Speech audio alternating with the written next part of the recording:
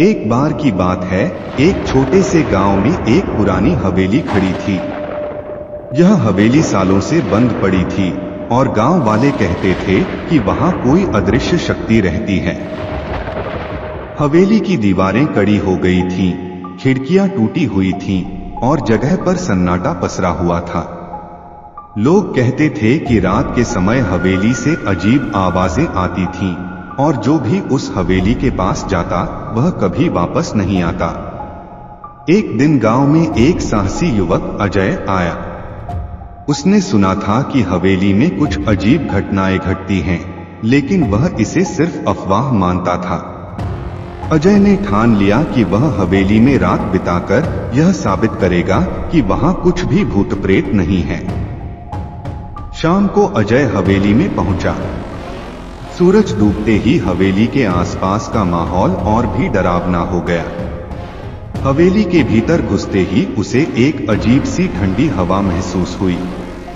फिर अजय ने एक पुरानी सीढ़ी चढ़ी और ऊपर के कमरे में गया।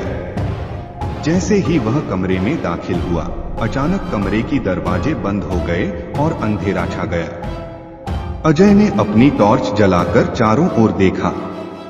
उस कमरे की दीवारों पर अजीब से चित्र बने हुए थे।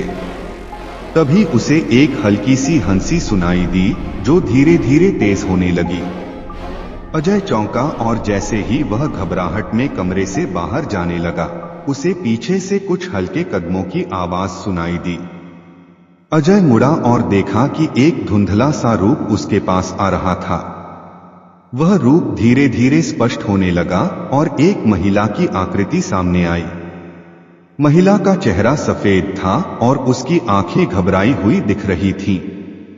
महिला ने अजय से कहा, तुमने हमारी शांति भंग की है, अब तुम्हें हमारी सजा भुगतनी होगी। अजय कांपते हुए महिला से बोला, तुम कौन हो और क्यों यहाँ हो? महिला की आवाज में अब गुस्सा था। मैं वह हूँ जिसने इस हवेली में मरने के बाद कभी शांति नहीं पाई। अजय ने सोचा कि यह सब उसके मन का भ्रम हो सकता है, लेकिन फिर अचानक महिला की आकृति गायब हो गई। उसी समय हवेली के सारे दरवाजे खुल गए और अजय बाहर भाग खड़ा हुआ। गांव लौटने के बाद अजय ने कभी भी हवेली के पास जाने का नाम नहीं लिया और लोगों ने भी उसकी कहानी को सच्चा मान लिया, क्योंकि उन्होंने महसूस किया कि कभी कभी कुछ रहस्यमय घटनाएं सच में होती हैं, जिनका हमें सामना करना पड़ता है।